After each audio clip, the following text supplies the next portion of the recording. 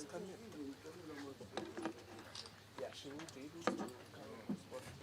It's a General for the Department of International Relations, Zane Dango, and the Director General for the Department of Trade, Industry and Competition. They blame the right-wingers, Solidarity, AfriForum. Do we blame the left-wingers, EFF, MKP? Townships in the villages, in simple terms, what this means. Last but not least, to please America, but that is the only way you can save this whole thing. How do you...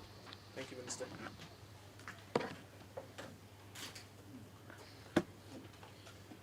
The US is South Africa's third biggest trading partner, with the European Union and China being the first and second largest trading partners.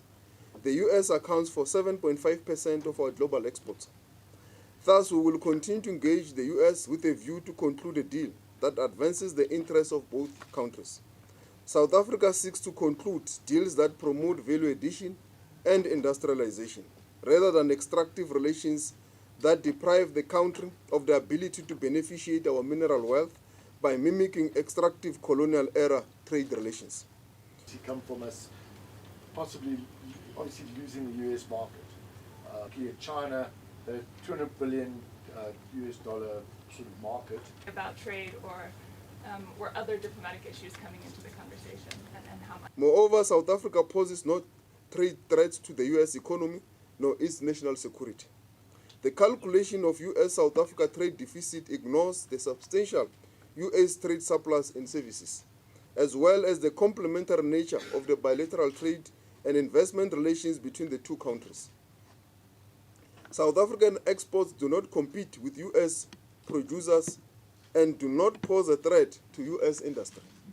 On the contrary, our exports are crucial inputs that support America's own industrial base. As in terms of township businesses that were getting at the end of that.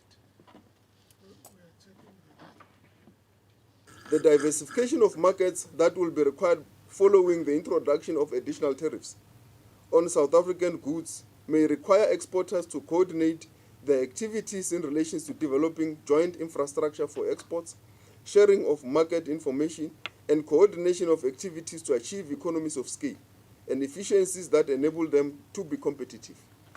These activities may contravene the provisions of the Competition Act. Possible way, given the Trump administration's very favorable stance towards. Thank you.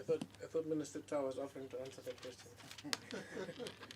No, I think we are talking about the livelihoods and jobs of people that are at stake. So that's why we're focused on the ball, on the negotiations, on the framework, and we did not want to focus on the speculations, whether it's because of a BEE or affirmative action or any other politics that has not been brought to the negotiation table.